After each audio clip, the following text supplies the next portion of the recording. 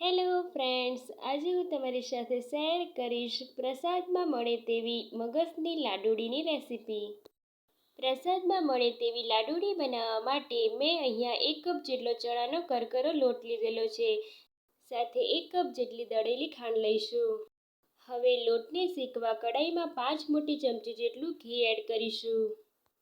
શરૂઆતમાં લોટ ઘીને એબ્સોર્બ કરી લે છે, પણ જેમ જેમ તે શેકાતો જાય છે તેમ તેમાંથી ઘી છૂટું પડતું જાય છે અને બેસન ફૂલવા લાગે છે. આપણે ગેસની ફ્લેમ લો રાખીશું. તો લાડુ બનાવવાની બધી જ પ્રોસેસ આપણે ધીમા ગેસ પર કરવાની છે.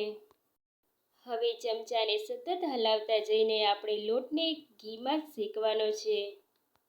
તો લગભગ 5 થી 7 મિનિટ જેવું થઈ ગયું છે અને તમે જોઈ શકો છો કે લોટ શેકાવા લાગ્યો છે. તો હવે 15 મિનિટ બાદ લોટ આપણો એકદમ સારી રીતે શેકાઈ ગયો છે અને તેનો કલર બદલાઈ ગયો છે. હવે બેસનને આપણે ઠંડુ કરી લઈશું. હવે તેમાં 1 કપ જેટલી દળેલી ખાંડ એડ કરીશું અને સારી રીતે મિક્સ કરી લઈશું. હવે તેમાં ફ્લેવર માટે થોડો ઇલાયચીનો પાવડર એડ કરી મિક્સ કરી લઈશું. હવે આ રીતથી નાની સાઈઝની લાડુળી વાળી લઈશું. લાડુ તૈયાર છે.